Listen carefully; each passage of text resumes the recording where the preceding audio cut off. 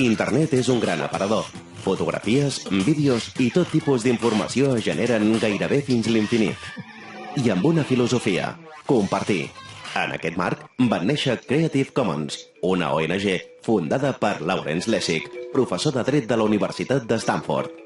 Aquesta organització va desenvolupar llicències per reduir les barreres legals a la creativitat a través de les lleis i les noves tecnologies. El món audiovisual viu un moment efervescent amb l'ús d'aquestes llicències.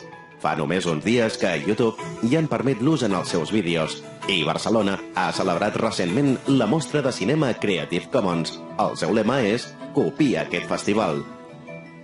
És un concepte transversal a moltes disciplines. Nosaltres som del món del cinema i d'aquí vam dir, home, s'hauria de fer alguna cosa per intentar, primer, difondre la llicència de Creative Commons, segon, difondre que les obres de Creative Commons poden ser tan bones com les del cinema convencional.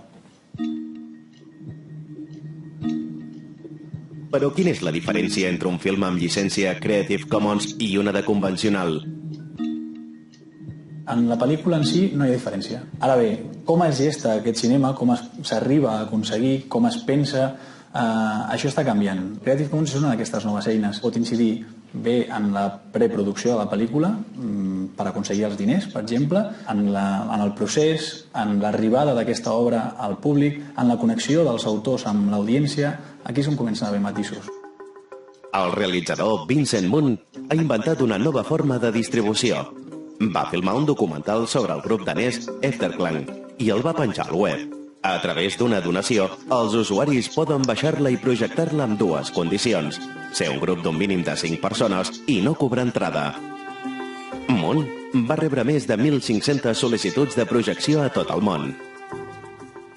S'han recolzat en internet, diguéssim. No han lluitat contra internet, sinó que han vist que internet pot ser una eina molt potent i que no invalida la creació artística del cinema. No té per què fer-ho. Els components del grup danès Efterklang, protagonistes del film de Vincent Moon, An Island, van apostar per aquest projecte experimental tant en el contingut com en la forma de distribució. 4 dies intensos de rodatge a l'illa danesa d'Als, al mar Bàltic, on els components del grup van créixer. La participació amb altres músics, nens i pares, ha aportat una nova visió del seu disc, Magic Chairs.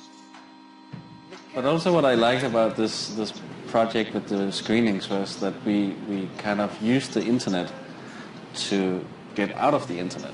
So instead of just putting it online and then everybody watched it one by one on the little screen, we encouraged people to download it from the internet, but then to play it loud and on a big screen. It has changed a little bit how we share music. I think a lot of about what I've been excited about music is a lot of the thing of being into music is also like sharing and talking about it, you know, like going to a concert and... En el marc del festival es van presentar obres com La Tweet Peli, feta completament a través de col·laboracions per Twitter, i també el curtmetratge Spot, de Guillermo Zapata, un realitzador conegut per tenir al YouTube un dels vídeos més vistos de la història. La publicidad tiene un lenguaje, que es así. ¿Y entonces qué hago? Para mí, donde viene la innovación y donde viene la creatividad, vienen precisamente de un modelo de relación con el espectador radicalmente distinto.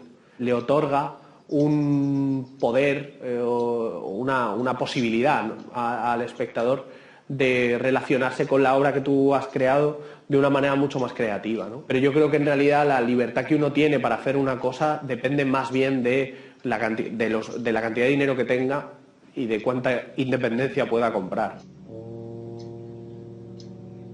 Sigui com sigui, les llicències de Creative Commons al cinema ja donen els seus fruits. Escoltar la música d'Efterklang de la mà del realitzador Vincent Moon a la saleta de casa entre amics i a un preu assequible és un luxe possible.